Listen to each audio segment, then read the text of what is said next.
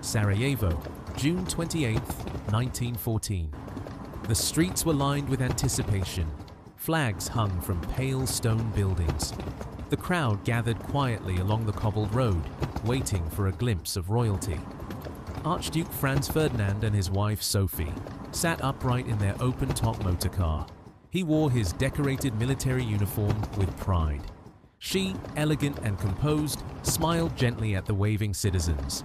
To many, it was just another ceremonial visit. But beneath the surface, something else stirred. Because in this very crowd, hidden among ordinary faces, were men who had come with a different purpose. And history was about to shift. Among the sea of faces stood a 19-year-old boy, Gavrilo Princip. His hands trembled slightly beneath his coat. Around him, the crowd cheered and waved flags.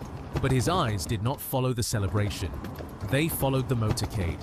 He believed Bosnia should not belong to Austria-Hungary. He believed this moment mattered. That one act could change the fate of nations. He was young, determined, and dangerously certain. The car was getting closer, and time was running out. The first attempt came suddenly. A bomb was thrown toward the Archduke's car. For a split second, time slowed. The explosive struck the folded roof, bounced off, and rolled beneath the vehicle behind them. Then, an explosion tore through the street. Smoke filled the air. Horses panicked. Crowds screamed. Soldiers reached for weapons.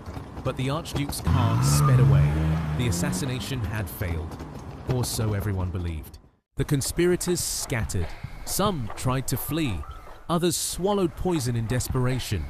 Chaos spread through Sarajevo's narrow streets. Gavrilo Princip walked quickly through a dim alley, heart racing, anger building. The plan had collapsed.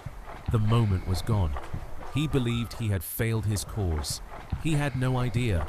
That fate was about to hand him a second chance.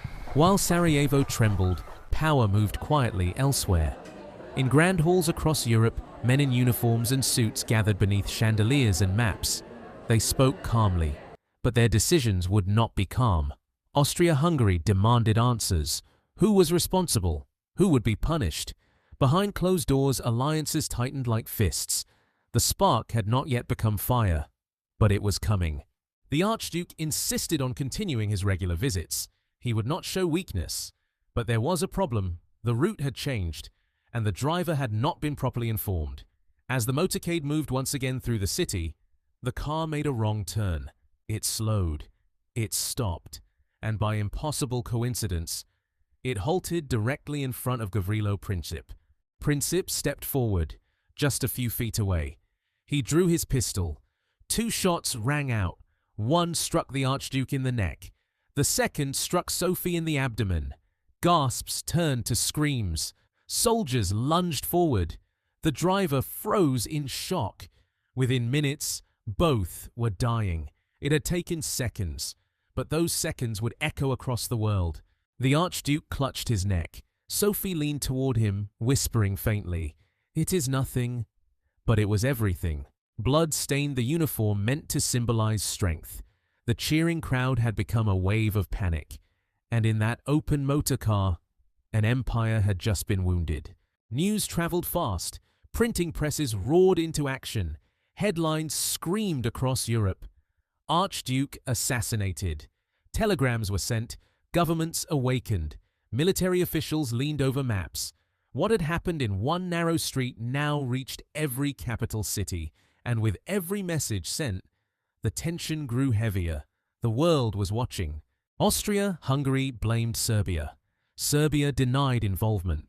Russia mobilized in defense of Serbia. Germany backed Austria. France prepared. Britain watched. And then entered.